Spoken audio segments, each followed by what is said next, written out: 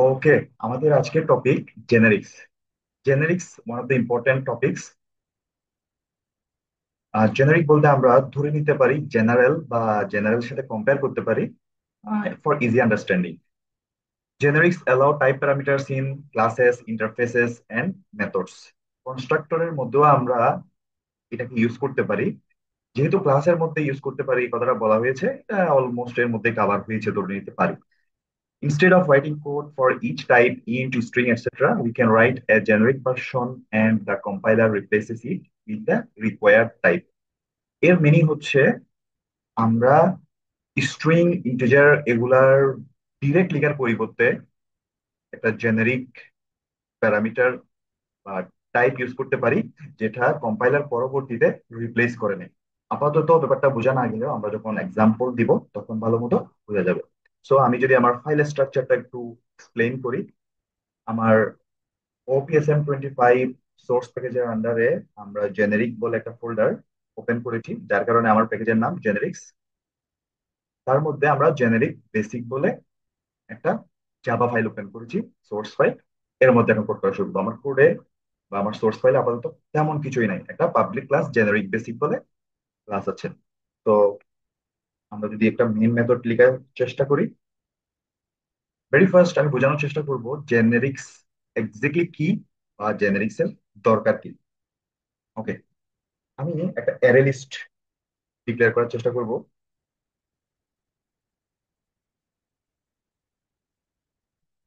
New array list. আমরা জানি array list একটা কন্টেইনার, জাভার বিল্ট ইন কন্টেইনার। এটা আমার জন্য এলিমেন্ট কন্টেইন করতে পারে। এটা আমরা ইম্পোর্ট করে নিব, যেটা আছে জাভা ডট ইউটিল এর মধ্যে। ওকে, এর কারণে আমার এখানে এটা ইম্পোর্টেড হয়েছে। এটা আমরা চাইলে নিজে ম্যানুয়ালি লিখতে পারতাম, অথবা কম্পাইলার মাঝে মধ্যে আমাদেরকে সাজেশন দেয়।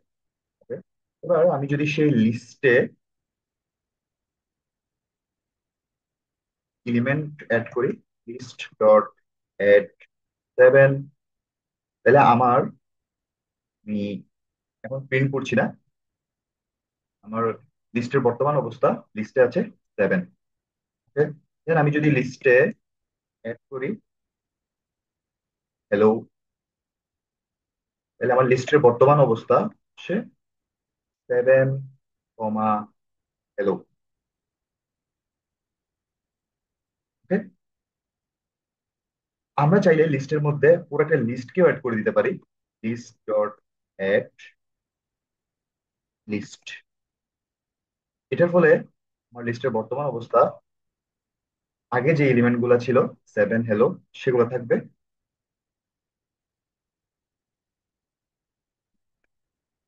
তারপর এই 7, হ্যালো নিয়েই তো আমার আগের লিস্টটা, তার সাথে আগের লিস্ট অ্যাড হয়ে যাবে, তার মানে আবারও 7, হ্যালোই অ্যাড হবে।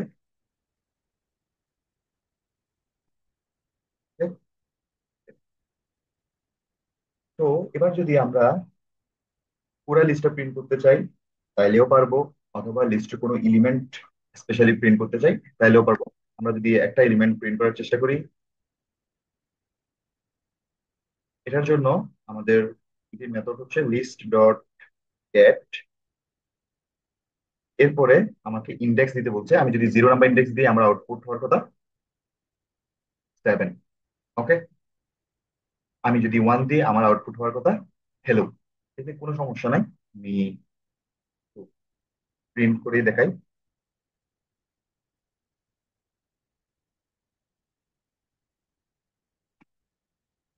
ওকে, একটু রান করি।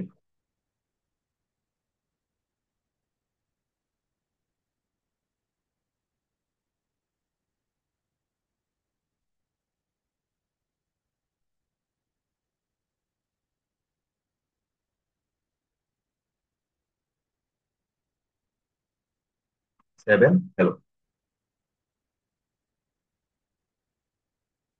এবার আমি চাচ্ছি এইভাবে না করে আমি একটু কমেন্ট করে দিই। আমি একটা ভেরিয়েবলের মধ্যে স্টোর করব। তো আমরা জানি প্রথম এলিমেন্টটা আমার 7, যেটা ইন্টিজার টাইপের। তাই আমি ইন্ট এ ইকুয়াল লিখবো লিস্ট ডট গেট জিরো। ওকে, তো আমি তো এখানে লিস্ট ডট গেট জিরো লিখেছি, যেটা আমার জন্য একটা ইন্টিজার টাইপের এলিমেন্টেই পিক করে নিয়ে আসবে এবং সেটা এতে স্টোর করতে চাচ্ছি।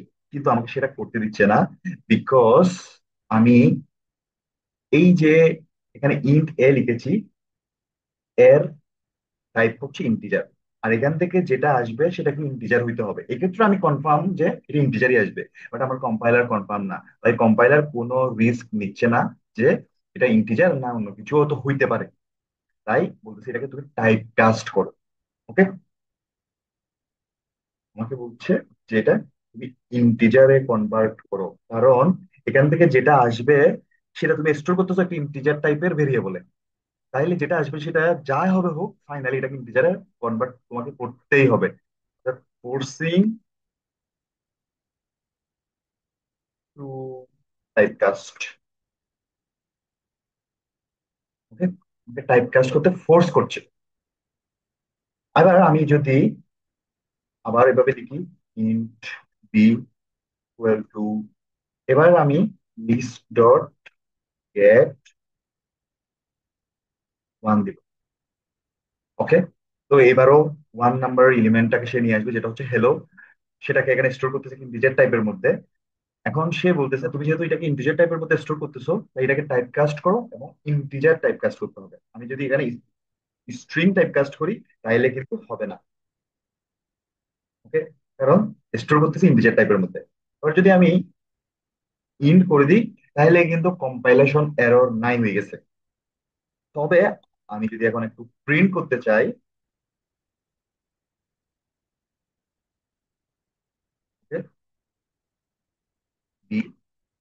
দেখবো এটা হবে না।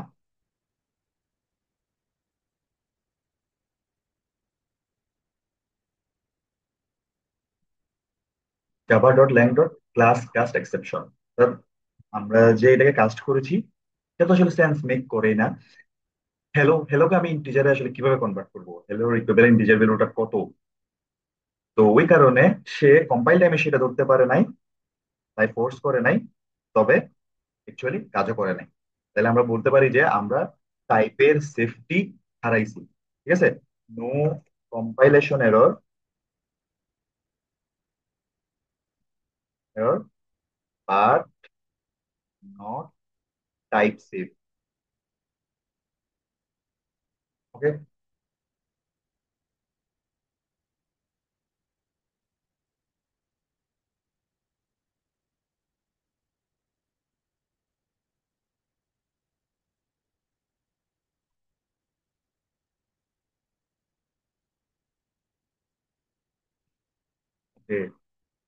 তো এটা থেকে বেরিয়ে আসার জন্য আমরা জেনেরিক্স এর হেল্প নেব। ওকে, তো আমি যদি একটু সামারাইজ করি, আমরা যখন নর্মাল অ্যারে লিস্ট ব্যবহার করি যেখানে কোনো ধরনের টাইপ আমরা বলে দিচ্ছি না, আমরা যে কোনো ধরনের এলিমেন্ট রাখতে পারি। কিন্তু আমরা যখন এলিমেন্ট গুলাকে ইউজ করা শুরু করব বা রিট্রাইভ করে নিয়ে আসার চেষ্টা করব, তখন আমরা কয়েকটা বিষয় ফেস করব। একটা হচ্ছে আমাদেরকে এক্সপ্লিসিট টাইপ কাস্ট করতে হবে। আবার এক্সপ্লিসিট টাইপ কাস্ট করার পরেও আমরা টাইপ ভালনারেবিলিটিতে বা ইনসিকিউরিটিতে পড়তে পারি। লাইক আমি আমার একটা সিস্টেমে যেখানে শুধু ইন্টিজার টাইপের ডাটাই ব্যবহার হয়, তাই আমি প্রত্যেক যেগুলো আসবে আমার অ্যারে থেকে বলি বা হচ্ছে কন্টেইনার থেকে বলি, সবগুলোকে আমি ইন্টিজারে কনভার্ট করে নিব। তো এখন ওখানে এন্ট্রি দেওয়ার সময় আমি যেহেতু কোনো ফিল্টারেশন রাখি নাই, যে কেউ যে কোনো টাইপের ডাটা এন্ট্রি দিল আর আমি সেগুলো সবগুলোকে ইন্টিজারে কনভার্ট করার চেষ্টা করতেছি, লাইক অনেকটা এরকমই। তো এখানে যেগুলো স্ট্রিং ছিল সেগুলো তো ইন্টিজারে কনভার্ট হবে না, তাই আমার সিস্টেম তখন এরর শো করবে। তাই আমার উচিত ছিল হচ্ছে যখন এন্ট্রি দিব তখনই তাদেরকে বেছে বেছে আমার রিকোয়ার্ড টাইপের ডাটা এন্ট্রি দিতে ফোর্স করা। ওকে, তো এটার জন্য আমি একবার কমেন্ট করে দিই। আমরা যেটা করতে পারি, আমি এটাকেও কমেন্ট করে দিই। আমাদের করা উচিত অ্যারে লিস্ট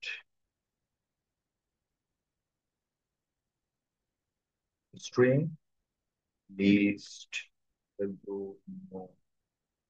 অ্যারে লিস্ট, এভাবে লিখি।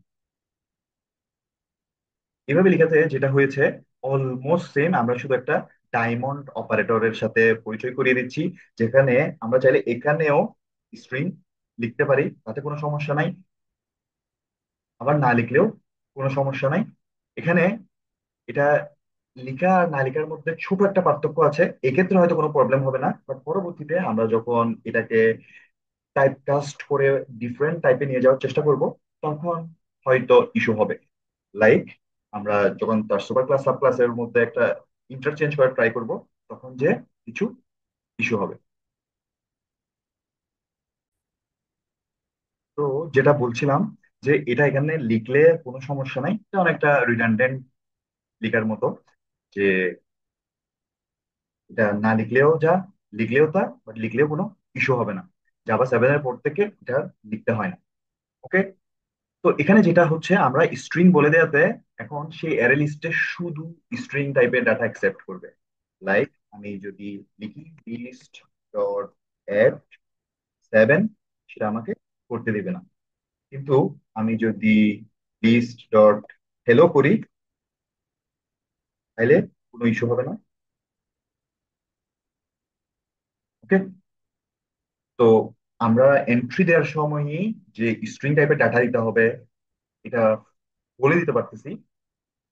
তাই আমরা পরবর্তীতে যখন রিটাইপ করে নিয়ে আসবো, কোনো ধরনের ইস্যু ফেস করব না। ওকে। এটা আমাদেরকে কম্পাইল টাইমেই বলে দিচ্ছে যে কোন টাইপের ডাটা নিতে পারবো আর কোন টাইপের ডাটা নিতে পারবো না। তো আমরা বলতে পারি যে কম্পাইল টাইম এরর শো করবে। তাহলে কম্পাইল টাইমে আমরা অ্যালার্ট হয়ে গেলাম, আর পরবর্তীতে কোনো ধরনের ইস্যু হবে না। তো এই কারণে বলা হয় যে হচ্ছে জেনেরিক্স আমাদেরকে type, generics make code type safe and remove casting. আশা করি আমি জেনেরিক্স এর প্রয়োজনীয়তাটা বুঝাতে পেরেছি, কেন আমরা জেনেরিক্স ইউজ করি বা করব। আমরা চাইলে এখানে ইন্টিজার ইউজ করতে পারতাম, তখন শুধু ইন্টিজারই নিত। আই মিন তখন এটা না, এটা কাজ করতো। এভাবে আমরা আমার যে কোনো টাইপ, অর্থাৎ একটা নির্দিষ্ট টাইপ ব্যবহার করতে পারবো। তবে আমি পরবর্তীতে দেখাবো শুধু একটা নির্দিষ্ট টাইপ না, আমরা চাইলে আমাদের জন্য এরিয়াটা আরো ওপেন করতে পারি, একটা নির্দিষ্ট টাইপ অথবা কয়েকটা নির্দিষ্ট টাইপ অথবা যে কোনো টাইপ, এভাবে করে ওপেন করে রাখতে পারি। ওকে। এখানে আমি কিছু বিষয়ের সাথে এখন পরিচয় করিয়ে দিব। Array list itself is a generic class. আমরা যে অ্যারেলিস্টটা ব্যবহার করেছি, সেটা একটা নিজেই জেনারিক ক্লাস, যেটা ডিক্লেয়ার করা আছে অ্যারেলিস্ট এভাবে। তো এটা কি যদি এখন বোঝা না যায়, কোনো সমস্যা নাই, আমি পরবর্তীতে আরো ডিটেল যখন অ্যারেলিস্ট নিয়ে কথা বলবো, তখন বিষয়টা বোঝা যাবে। সেখানে এভাবেই ডিক্লেয়ার করা আছে, এই বিষয়টা বলা হচ্ছে, যেটা জাভা লাইব্রেরিতে আমাদের জন্য তৈরি করা আছে। ওকে। when we write new array list, আমরা যখন এভাবে লিখি, we are instantiating a generic class without specifying type parameters। অর্থাৎ আমরা যখন এভাবে লিখি, তখন আমরা টাইপ প্যারামিটার উল্লেখ না করেই এটাকে ইনস্ট্যান্সিয়েট করতেছি, বাট আমরা আসলে জেনেরিক ক্লাসেই করতেছি। তো এটা একটা generic class, array list built in generic class. অর্থাৎ আমি বলতে পারি যে জেনেরিক প্রপার্টিটাকে আমরা বাইপাস করে ইউজ করতেছি। ওকে। This disables type safety, meaning we can insert anything, string, integer, etc. তখন আমাদের টাইপ সেফটির কোনো ব্যাপার থাকে না, যখন আমরা এখানের মধ্যে টাইপের ব্যাপারটা রাখলাম না, আমি এইভাবে ডিক্লেয়ার করলাম না। তো যখন এইভাবে ডিক্লেয়ার করবো, তখন সেটা নন জেনেরিক হিসেবে ব্যবহার হচ্ছে। জেনেরিক হওয়ার পরেও জেনেরিক প্রপার্টিটাকে আমরা বাইপাস করে চলে আসছি।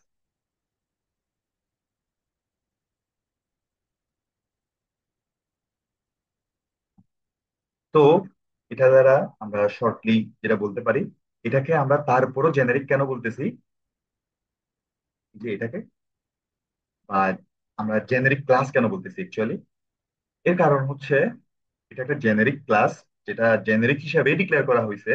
আমরা স্ট্রিং বা টাইপ ডিক্লেয়ার করি বা স্পেসিফাই করি বা না করি, আমরা যেহেতু ওই ক্লাসটা নিয়ে কাজ করতেছি, যেটা অ্যাকচুয়ালি জেনেরিক হিসাবে ডিজাইন করা হয়েছে, তাই আমরা তো বলবো array list is a generic class.